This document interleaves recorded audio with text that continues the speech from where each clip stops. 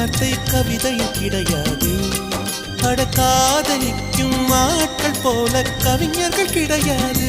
நீ